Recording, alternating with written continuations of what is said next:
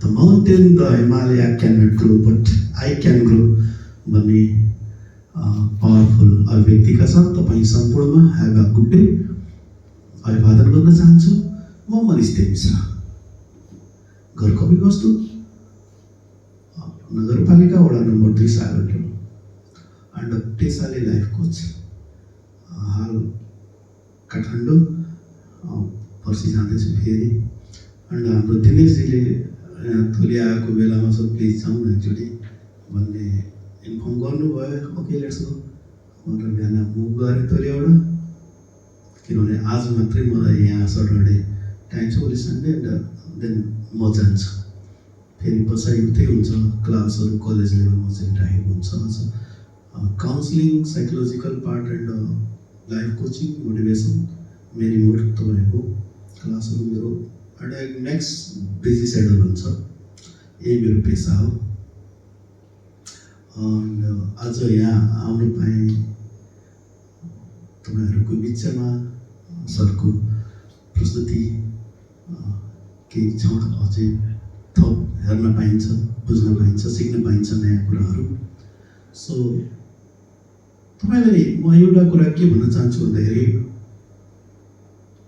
आफूलाई बेस्ट गरौँ। फेरि अर्को एउटा powerful motivation, good is not good when best comes.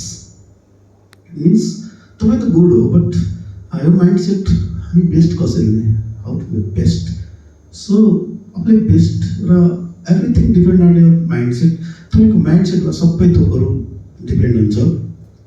So यसको लागि एज लाइक कर्म, तपाईँको कर्म कस्तो छ, depend on your interest base, तपाईँको इन्ट्रेस्ट कस्तो छ। सो मेनी मेरो कुराहरू डिपेन्ड गर्छ हामीलाई मुभ गर्न।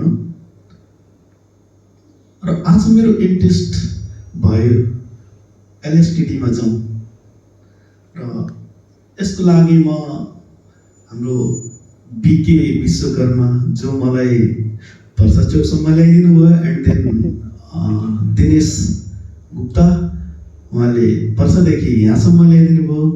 म्याक टु मच हार्टली उहाँलाई थ्याङ्क यू भन्न चाहन्छु होइन। र आज सरको यहाँ उपस्थितिमा मैले आफ्नो परिचय दिन पाउँदा सरलाई आभार व्यक्त गर्न चाहन्छु। र हजुरहरू मेरो कुरा सुनिदिएर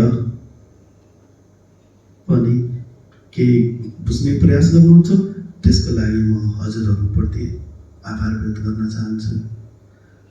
दुःख कहाँनिर लाग्छ, ल्याक हाम्रो यो जुन एरिया छ धेरै ल्याक भएको छ।